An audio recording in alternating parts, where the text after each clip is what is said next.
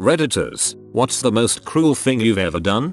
In high school, one of my teachers had rented a pager and numbers were on a Dymo strip along the side. Being high schoolers, we thought it would be funny to page it all the time with stupid things like boobies and 69. Finally, at the end of the week, the teacher looked at the pager and was clearly upset and said, "Man, someone keeps paging me nonsense.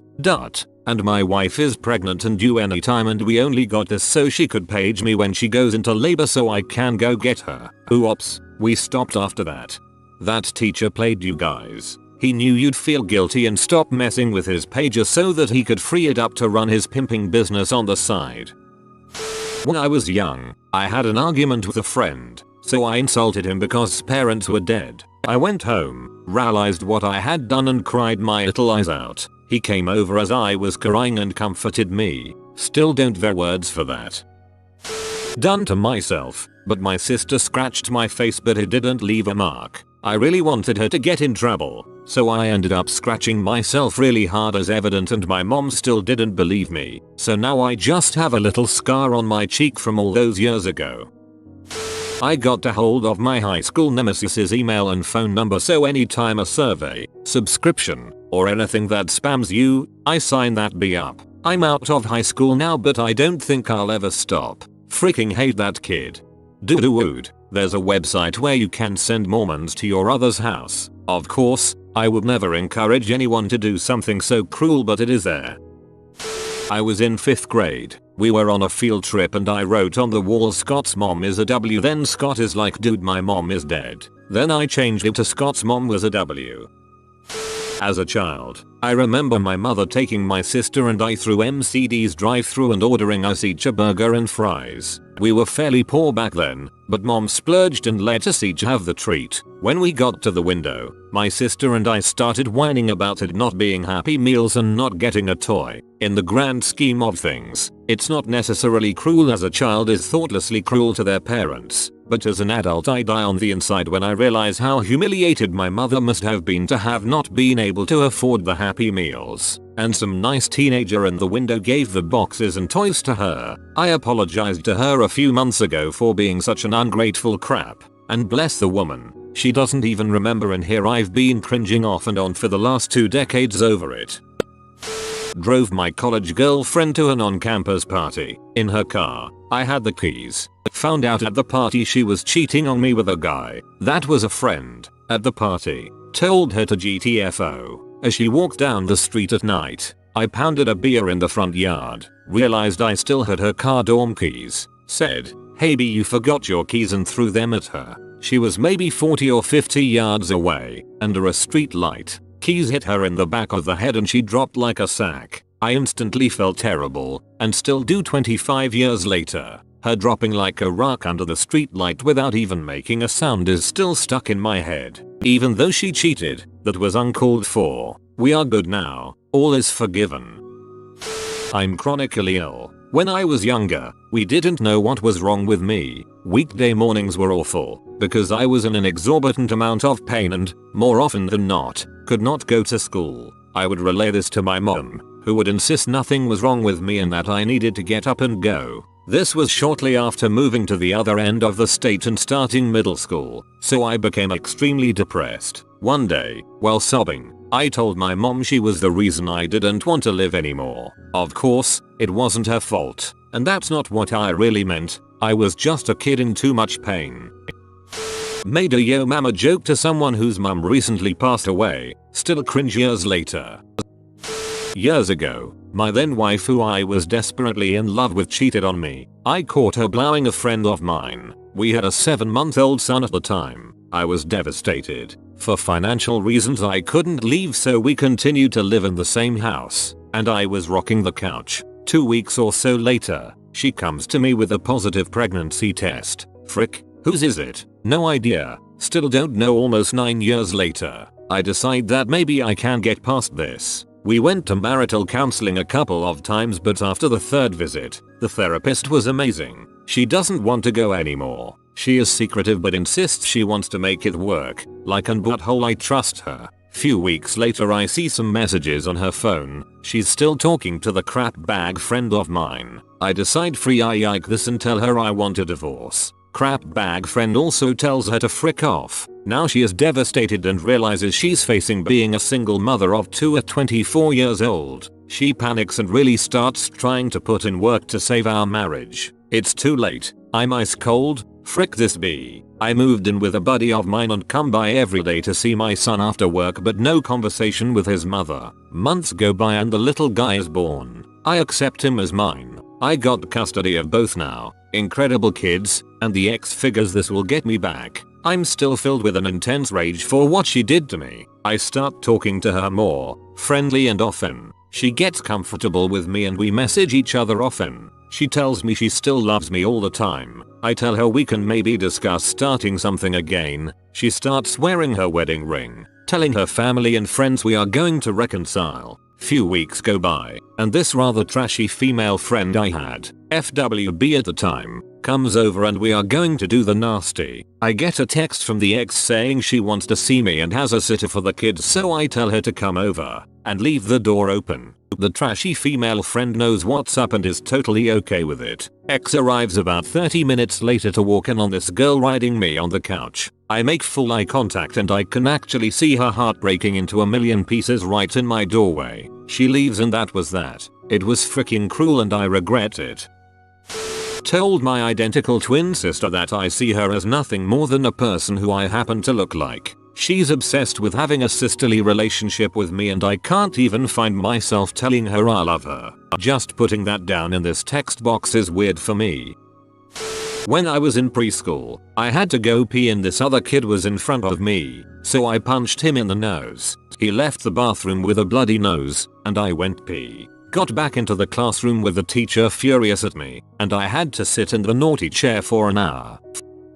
This actually just happened yesterday. My grandma has been fighting cancer for 6 years. First it started in her breast and she had them removed, but then it spread to her bones and skull. Right now she's living with my uncle, aunt, and their children, but none of them seem to really care about her. Now, she's always been able to do things for herself, but for the past couple of weeks it's been hard for her. No one told us, and when we came to visit she only weighed 88 pounds and was looking really bad. She told us no one came into her room for a week and she had eaten not one thing. So my mom told me that I was staying to take care of her. I absolutely didn't want to because this family is absolutely horrible to each other and I didn't want to deal with their bratty butt kids or their incessant gossiping and psychotic ways. So last night I was packing my things and my grandma kept looking at me and saying, "I'm so happy you're staying," as a sort of desperate plea. I loaded my last suitcase into the car and then she gave me the most defeated look I've ever seen and choked out, "But if you leave grandma will cry," and just started weeping.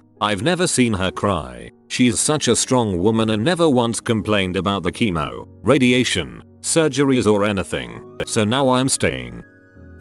When I was in high school my parents were in the middle of a nasty divorce and I was stuck in the crossfire. I didn't know whose side I should have been on and was angry at both of my parents. Being a teenager going through puberty certainly didn't help either. My dad got a promotion at work and I had to move cities with him and left everything I knew behind: friends, school, act. This made me despise my dad even more than I already did at the time, and I would go out of my way to be an butthole to show him how much I hated living with him, etc. One morning as we were getting ready to leave the house my dad went to give me a hug and I pushed right past him with my shoulder. I remember in perfect detail the look on his face of shock and confusion. Makes me sick to my stomach just thinking about it. That was the cruelest thing I have ever done. I realize now as I'm older how hurt he must have felt in that moment. He busted his butt working 80+ hours a week and made sure I had everything I ever needed and wanted nothing more than for me to be happy with him, and that's how I repaid him, by being an butthole. My dad passed away suddenly from a heart attack a few months after that when I was 16, and I never got to tell him how much I appreciated everything he did for me. Hindsight's 20/20. Sounds cliche but really, spend time with your parents. Understand that everyone is human and makes mistakes. No one is perfect. Look for solutions to problems in your relationships instead of pointing out what's wrong. Next time you see your dad, give him a hug. I met a girl in an AOL chat room. We lived in the same town and she insisted that we meet. She wouldn't show me a picture of herself but insisted that she was hot. I was wary of meeting her, but after talking on the phone she seemed cool, so I agreed to pick her up and we were going to hang out. I was new to the town and figured I couldn't hurt to at least make some new friends. Well, I picked her up and she was far from attractive. I was okay with that though, because like I said, I was new and needed to make friends. A few minutes after I picked her up she said, well, I have $75, we can go get a hotel room. I was why not interested in that and said no, let's go to a movie. She kept insisting about getting a hotel and all the things she wanted to do to me. It was really overbearing. Eventually I had enough. I pulled into a gas station and told her I was thirsty. I gave her a $10 bill and asked her if she would grab me a Sprite. She happily jumped out the car to get it. As soon as she stepped inside I peeled out of there and went home. Actually went and played a game of tennis, leaving her at the gas station. Stabbed a kid in the thigh with a ballpoint pen in 7th grade math class because he told me to stop interrupting him.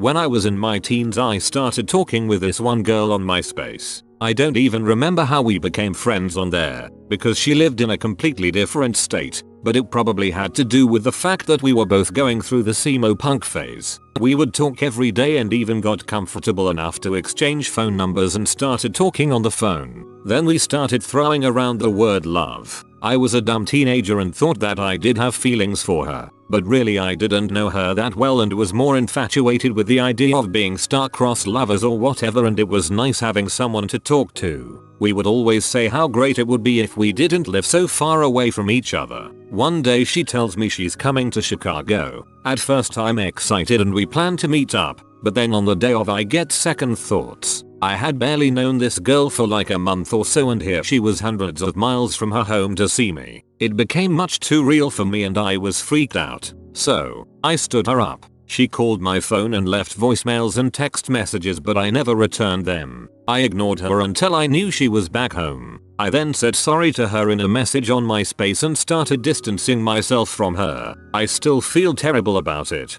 We were just two lonely kids and she went out of her way to see me and I broke her heart. I once hijacked a tricycle from a girl in pre-K. Had to assert my dominance. I beat a man until he was blind in his left eye. Not a day goes by where I don't feel regret about it. This happened a lot when I was like 6-8 years old and my little brother was like 3-5 years old. Whenever I did something bad and my parents found out about it, they would lock my brother and me in a room until one of us confessed. Usually the punishment would be a spanking. Since I hated being spanked, I would tell my brother that I would pay him a dime to say he did it. He, being so young that a dime seemed like a lot, would usually agree after little convincing. While he was being spanked in my parents' room, I would sneak into his room and break open his piggy bank. It was a Barney piggy bank that was too hard for him to open, and would steal out like 50 cents plus a dime. After he would come back from getting spanked, I would give him his own dime back, while keeping the 50 cents, and he would gleefully run to his Barney bank to make his deposit. My friend, let's call him A, and I were walking down the hall in school. Walking roughly 5 feet in front of us was this annoying freshman who was wearing a shirt that said cash on the back of it. So I asked my friend, why does his shirt have cash with a K? A, that's just how his name's spelled. Me, and why did he shave his whole head? A, I think he had cancer. Me, is that cancer with a K? My friend confessed his feelings about me. Then I laughed at him, strangled a boy in middle school because some of my friends said that he was talking crap behind my back. It was fricked up because he started to vomit when I let him go and he was crying real bad. I felt really bad that night and couldn't sleep. I apologized the next day and told him to strangle me to make amends, but he declined. I felt like I owed him something, so I let him borrow my PS1 for the weekend. We become good friends after that. On a Friday night in high school, we had 50 cents left. Our parents were about to pick us up at the end of a night downtown, arcade and stuff. What could we do? We went through the phone book and grabbed an absolutely random person. We ordered them 2 pizzas, extra large, only anchovies, no cheese, to be delivered at 10 p.m. So that was 25 cents. With the last quarter we ordered the same person 2 dozen roses with a note saying sorry for the pizza, to be delivered at 10:15 p.m. This happened when I was 15. My buddy and I had just smoked a joint and were walking to 711 to grab some munchies. En route to 711, we saw an old man fall, and he seemed to be struggling to get back up. Our high, panicked minds told us we should bolt off in the other direction rather than go help the poor guy. I hope he ended up being okay. I was over in Africa for a while and I was walking back from the store down the street from where I was living. Now where I was in Africa, practically everyone walks everywhere. So as I'm walking back I notice these 3 kids walking down the street. There were 2 younger kids and another kid who was slightly older than the other 2. Now, I could immediately tell this older kid thought he was hot stuff. Big man on campus, you know? He had this whole strut going on that wasn't at all physically natural and he had this sucker sticking out of his smug little face that you just knew he had stolen from some other little African kid somewhere. Anyhow, I see this kid coming up the street and immediately, we lock eyes. I immediately knew this little punk was gonna try something when he got near me. Perhaps it was the overconfident smirk he gave his little posse. I didn't know what, but something was about to go down. So the moment finally comes, and I go to pass this kid, and of course, the little punk does that kind of jump at me that just says oh, yeah, what you gonna do about it you know, the kind where they get all up in your face for a second and stick their chest out like some sort of gutter gangster. Well I had seen something like this coming, so I frickin' stick my foot out at the exact moment this kid begins his little show of dominance and trip him. That's right, I just tripped some poor, ragged child on the side of a road in Africa. Now, you have to understand white people are practically a circus attraction where I'm at, so I already have the village elders and every other person in this neighborhood watching my every move like hawks. So the moment I do this, the whole area becomes dead silent. Everyone looked on in awe gasping at the horror which had just beheld their eyes. Meanwhile little Butts McGee was sprawled on the ground staring at me in complete and utter disbelief at the audacity I apparently had at dethroning him in front of his court. Then all of the elders and whoever else suddenly burst out laughing along with the kid's small companions at the act they just witnessed, and I, the now reigning king, smirked triumphantly before continuing on my journey homeward. You have been visited by the cook dog. Comment without food there is no paradise so that you never burn the stakes. If you are new to the channel, you can subscribe. I publish new videos every day. Until then, check another video, or don't. Either way, have a great day you magnificent people.